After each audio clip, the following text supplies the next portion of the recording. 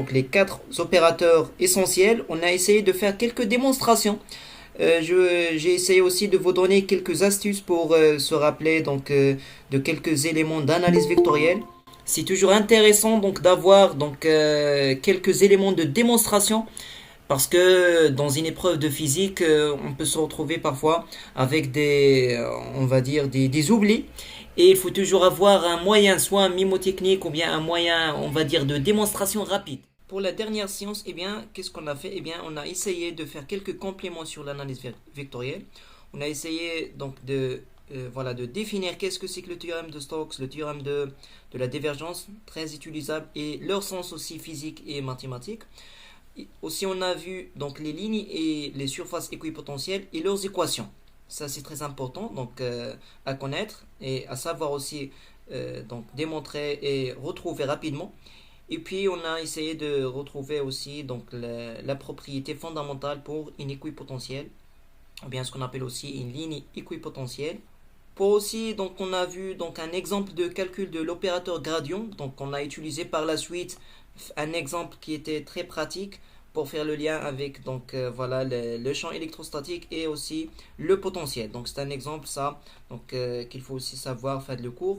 Et puis finalement donc on a essayé à partir on va dire du potentiel d'une charge ponctuelle, on a essayé de définir eh bien, les différents potentiels pour les trois distributions usuelles, à savoir la distribution linéaire, surfacique et volumique. C'est-à-dire, comme tu vois, la formulation locale, c'est-à-dire pour un point quelconque, quel que soit le point M, d'accord? Et puis, il faut la formulation globale, ce qu'on appelle la déformulation globale, ou bien ce qu'on appelle aussi le contenu physique. Donc, c'est-à-dire, des angles qui touchent à la distribution. Ça, on l'a déjà expliqué de différentes manières dans les séances précédentes. Donc voilà les deux expressions, voilà la deuxième, pour le deuxième cas, et voilà l'autre expression. Donc là, c'est un exemple vraiment fondamental. Donc c'est le bon moment pour poser les questions sur cette analogie. Il faut la maîtriser une fois pour toutes. Et on va essayer de travailler deux problèmes faits de l'analogie.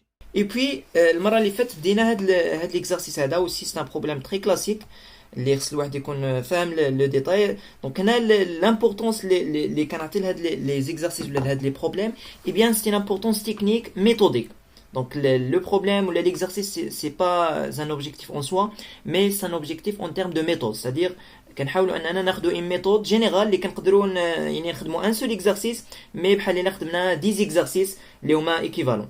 Donc c'est ça l'importance. Et donc on a essayé de commencer un petit peu l'exercice des oscillations dans un tunnel. D'ailleurs, donc j'ai fait un point sur le concours 2023, donc quelques prévisions pour les sujets les ممكن يتحطوا donc هادشي كاين في les enregistrements ان شاء الله donc غادي توصلوا بهم bien sûr في la deuxième partie. Donc انا نتمنى ان كاملين تقدروا تلقاو هاد l'expression rapidement, c'est-à-dire appliquer le PFD في la gravitation ou تلقاو l'expression de la vitesse. Bien sûr, شنو كيكون une seule force اللي هي la force de gravitation.